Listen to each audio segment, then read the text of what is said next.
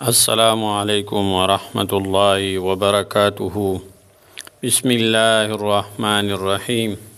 ټول تعریفونه د رب ذوالجلال د فاره چې خالق او مالک او پروردگار د کل عالم دی، او درود پاک په خاتم الانبیاء د مدینه جانان حضرت محمد صلی الله علیه وسلم باندې.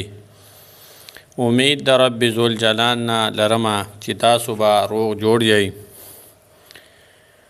او نن ما تاسو د فاره یو ډیر عظیم الشان عمل راوړی دی.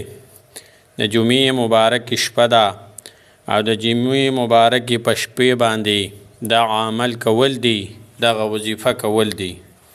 هر سړی نن سبا په دې کې دی چې زه به څنګه د هر قسم انساني ضرر نه بچ شمه، او څنګه به د خفګان نه بچ شمه، او څنګه به د نقصان نه بچ شمه. او د ټولو نه عظیمه خبره دا ده چې دا هم ځان سره ساتي چې یاره زما دعاګانې، زما اعمال نه قبلیږي. د هغې دپاره ما نن تاسو له یو مجربه وظیفه راوړې ده چې دغه اسم مبارک د الله جل شانه دی. هغې ذکر، هغې وظیفه چې تاسو وکړئ، د هغې سره به تاسو د هر قسم ضرر، نقصان او د آفتونو نه به بچ شئ، د هر قسم مشکلاتو نه به بچ شئ. او د ټولو نه عظیم الشانه خبره دا ده چې ستاسو به دعا هم قبلیږي او ستاسو به اعمال هم قبلیږي په دغه وظیفې کولو سره.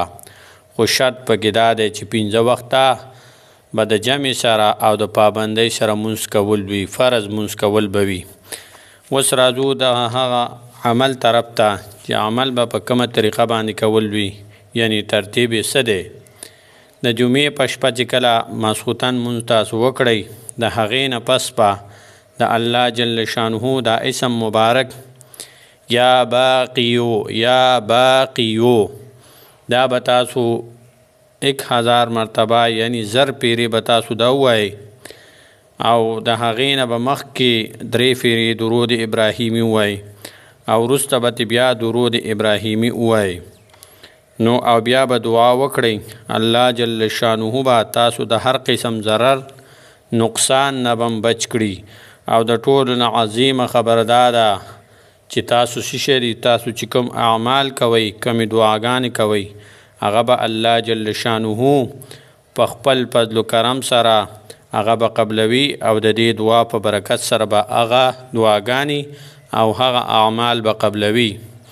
او د ټولو نه پکې یو خبره دا هم د عظیمه خبره چې څوک دا روزانه 100 پیرې وی، روزانه هر ټیم ولا مقرر کی دا یا باقیو یا باقیو یا باقیو دا وی روزانه 100 پیرې د ورځې په هر ټیم کې چې 100 پیرې وی، نو الله جل شانه به د مرګ پورې دا د غم او د تکلیف او د نقصان نه بچ ساتي. والسلام علیکم ورحمۃ اللہ وبرکاتہ.